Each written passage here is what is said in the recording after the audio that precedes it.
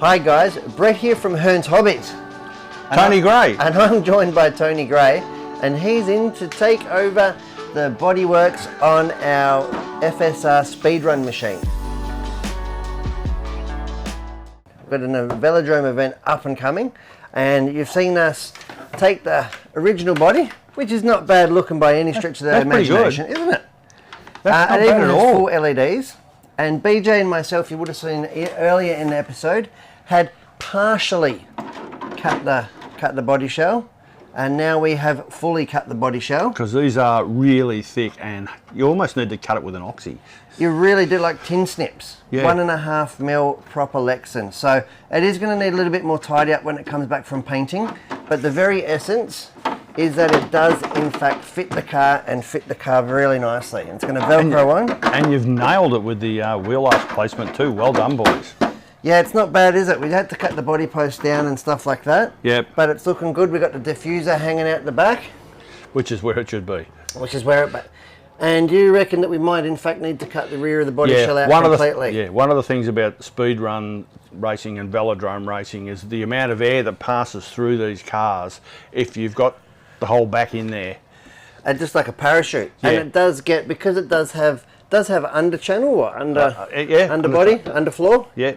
But it does have open wheel wells. Yeah. So there's going to be a lot of turbulence coming on the inside. Yeah. So if the air goes in, we need it to come out. It is pretty well closed in, but we're still going to get a lot in through the wheel wells. You might be able to get away with just drilling a, 20, maybe we'll do it on the day. 20 mil holes. Yeah. Well, I just don't want it to whatever you think. You're the velo man. There's no question that in all my cars over the years... I just don't want you to spend hours painting the rear end of it for us to hack it off with an oxy at the track. I've never spent hours on your rear end.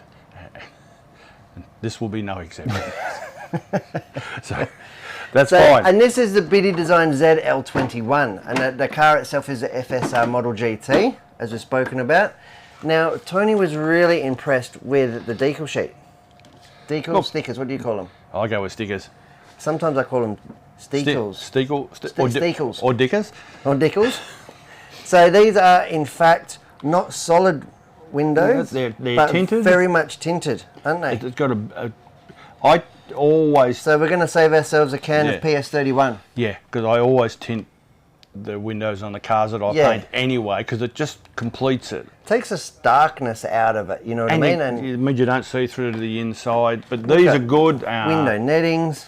And the Bittydesign decals are quite good quality. They're really, really good. So it means I don't have to paint the window frames either or anything, so it just saves me a bit of time. Now when it comes to the window masks, and I'm always happy to see window masks in... Because I'm sort of tormented, because the first race kits that I used to race and build and stuff like that, they had no masks. Yeah. So there were little bits of tape and a hobby knife, getting it all taped up before you could paint it. Then the company started giving us these. And I thought that is the best thing ever. So that is internal window masks, but you don't like them. I don't like them. There you go. You've heard it here first. But that's just me. And you've painted 100 or 200 or 300 bodies in your time? Yeah, probably more than 300, I would suggest. So I don't like them, as I've said to you earlier, because you put them, oh, it's not right, got to move it again. Oh, got to move it again. Whereas if I tape it up, or liquid mask, depending on what I'm going to use at the day, I can have that on, cut it out, and it's perfect straight away. Yeah. It's just me. I wouldn't recommend anyone else do it. But these are good in that if you can put these on, and then once they're on, you can then cut a line 3 or 4 mil in from the outside and use that for the window frame. Yeah, but I'm not good at that. You've seen, I barely cut a steak. Yeah. Yeah, usually just eat the cow whole. That's why I always buy the cuts with the bone in it. So it's got something to hang on to. That's right. That's good. And it does in fact have grills and windows. And I'll give these to you as, it's got an ethanol sticker. Yeah. We won't be needing that. Won't be needing that. But yeah, no doubt you'll probably... unlikely to use them. You really don't like stickers on body shells, and that's what I love about your fine work, is that you just... I'll do the headlights and... And this body's going to have a legacy. We're going to have rockets fitted, we're going to do some speed runs, and hopefully it sees a day through. I mean, we've got the other body shell out there that's done 2 Velodrome bodies on the GT8. Yep. The S65. So if this one does 2 or 3, that's a brilliant concept. Velodrome is a bit of a sink or swim proposition, isn't it? Yeah. You either do good or you hit do things very, pretty hard. very bad. Because you're crashing these cars at in excess of 120 to 130 150. at the end of the first straight. And 130 seems to be the physical limitation. Of that space. Of that space. You can't go round that corner any quicker. I've never seen anyone get round any quicker. Yeah. It just, you just can't hold the line down low, and they just Get the fly up chassis to work, and and they bottom out. which loses traction and throws you into the wall. So I've yet to see a car go any quicker. So another little tuning part that I've got, which has just come in as well, actually, is the front diff. So there's a front diff because the front and rear gearboxes on this car are geared differently. Okay. Because it had different diameter wheels. Ah. And that's very much like a felony or some of the bashes to get the aesthetics nice. Yeah. So they have actual different gearbox ratios. I didn't know that. So we've impressed. gone ahead and we've put that, and that should also get the whole gearing of the car down a bit too. Yeah. Because we're not going to have that inefficiency. So that's going to be really cool. And then we'll put the GRPs, which are same size. Yep. And we're going to have some fun. And how many? 6S? 6S. 6S. Yeah, this is all OEM stuff. So it's first Velodrome out. If we do another one down the track, we might soup it up. Yeah. Because I'm tipping the electrics might not see the day out. Or if they do, they might, it'll be the last of them. Again, that's the